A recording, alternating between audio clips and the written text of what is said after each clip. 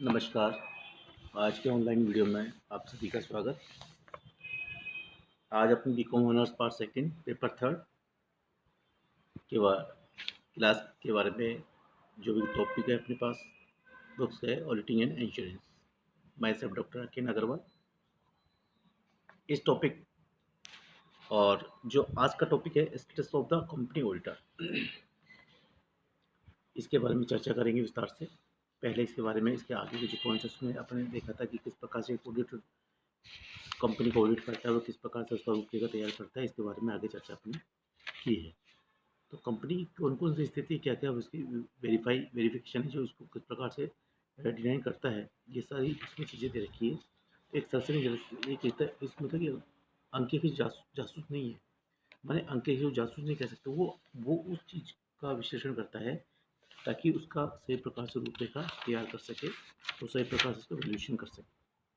इसमें जो कंपनी अंकेक्षण के संबंध में जो ऑडिटर की स्थिति है रूपरेखा वो अपने पास बताई गई है। इसके पहले मैं आपको कुछ पॉइंट कहना चाहता हूँ कि जो पर्याप्त मात्रा में जो ऑडिटर है ये किस प्रकार से उसकी रूपरेखा है, एक अंकेक्षण की कौन कौन सी कार्य क्षमता है, उसके अकॉर्डिंग इसको किस प्रकार से करना है। इसमें कह रहा है कंपनी का अधिकार। कंपनी के अधिकार किस क्षेत्र में है, किस विधान के अकॉर्डिंग। फर्स्ट है as an officer of the company. Officers of the company, company का अधिकारी कौन होता है, किस विधान के अकॉर्डिंग, किस सेक्शन का अकॉर्डिंग है, इसकी रूपरेखा किस प्रकार से इसका विश्लेषण किया जाता है।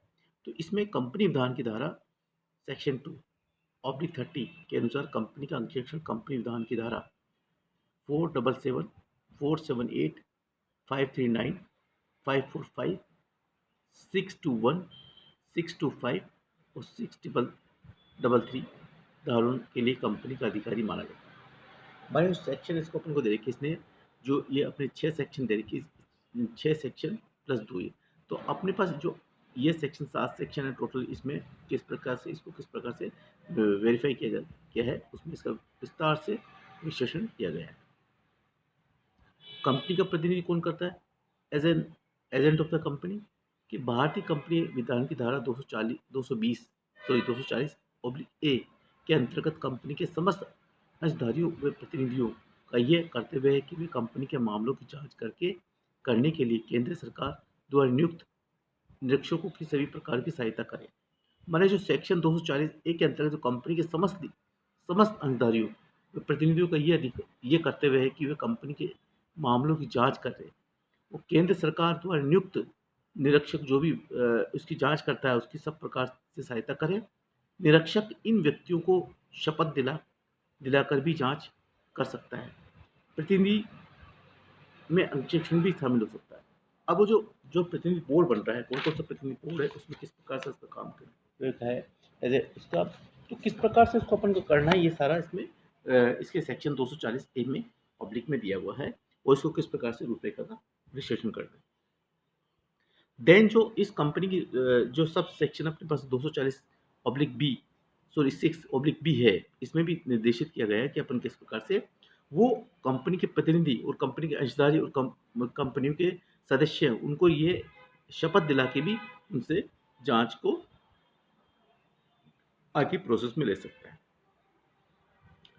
इसके बाद थर्ड पॉइंट अपने करा as an agent of the shareholder, कि अंशधारियों का प्रतिनिधि, अंशधारी का प्रतिनिधि कौन कर सकता है, किस प्रकार से करेंगे। तो ये बोल रहे कि इनके ने कहा जहाँ, ये कहने का मतलब कि जहाँ तक हिसाब किताब का अंकेक्षण प्रश्न है, अंकेक्षण अंशधारी का प्रतिनिधि होता है, यह ऑडिटर अंशधारी का प्रतिनिधि है, वो उसकी रूपरेखा का कार्य निर्धारित की जांच का कार्य करता है। अंकेक्षण कार्य के लिए अंकेक्षक अंशधारियों का बाध्य करेगा। इसी मुकदमे में लॉर्ड चैम्पफोर्ड ने कहा कि यद्यपि अंकेक्षक अंशधारियों के प्रतिनिधि हैं, लेकिन संचालक द्वारा किए गए किसी भी कार्य पर अंशधारियों को आपत्ति करने से केवल इस कारण से नहीं रोका जा सकता है कि वह अंकेक्षक अंशधारियों के प्रतिनिधि का संचालन के लिए कार्य करता है। किस प्रकार से आप उसका मूल्यांकन कर रहे हैं, किस प्रकार से उसे वेरिफिकेशन कर रहे हैं, ये सारा एक उसमें देखा जा सकता है कि आप किस प्रकार की रूपरेखा का निर्धारण कर रहे हैं। और इसमें जो अपने पास एक पॉइंट निकल के आता है कि कौन-कौन से हैं अपने पास, तो इसमें ये भी पॉइंट है कि संयुक्त ऑडिटर, एक जॉइंट ऑडिटर भी हो सकता है कि कभी-कभी 2 या 2 से अधिक व्यक्तियों को कंपनी के संचालन के लिए भी बड़ी कंपनी में आवश्यकता पड़ती है। ऐसी स्थिति में उचित यही होगा कि अंशतः कार्य प्रारंभ होने से पहले ही कार्य पर परस्पर विभाजन कर लें और इस कार्य विभाजन की सूची कंपनी को दे दी जाए। यदि ऐसा कर दिया जाता है तो प्रत्येक व्यक्ति केवल अपने हिस्से के संबंध में ही कर उत्तरदायी होगा और दूसरे के नहीं। कभी-कभी क्या होता है, बड़ी-बड़ी कंपनी की जो जॉइंट ऑडिटर भी रख सकते हैं कि जो कार्य का विभाजन करके और अपने-अपने कार्य का सही प्रकार से क्रियान्वयन करें और सही रूपरेखा तैयार करें, जिससे ये भी हो सकता है कि वो अपने-अपने कार्य के प्रति स्वयं सेल्फ ज़िम्मेदार हों। ज़िम्मेदार हो और यदि कार्य के किसी भाग के महत्व को देखते हुए उस कार्य को सभी अंकेक्षक ने जाँचा है, तो उसके संबंध में सभी का संयुक्त और पृथक जॉइंट दायित्व होगा। प्रत प्रतिवेदन के संबंध में यदि किसी संयुक्त अंकेक्षण उसके किसी एक स्वरूप पर सहमत हो जाता है, तो कोई समस्या नहीं उत्पन्न नहीं होती है। लेकिन यदि अंकेक्षकों के में रिपोर्ट के संबंध में मतभेद हैं, तो प्रत्येक अंकेक्षक को अपनी पृथक बात करने का अधिकार है, जिसे वह मुख्य रिपोर्ट के रूप में प्रस्तुत करता है या अपनी पूरक रिपोर्ट लगाकर अपनी बात भी कह सकता है। तो ये जो कुछ पॉइंट हैं, इसका ये विश्लेषण है कि जो आप जो उसका कंपनी का अधिकार और कंपनी के जो उसके डिफाइन कर रहे हो, उसकी रूपरेखा या इसकी स्थिति किस प्रकार से, इस स्टेटस किस प्रकार से है, आप कैसे उसको डिफाइन कर सकते हो और किस प्रकार से उसका मार्गदर्शन कर सकते हो, कौन-कौन से सेक्शन में लागू कर सकते हैं, ये कंपनी के एक अधिकार के तहत में।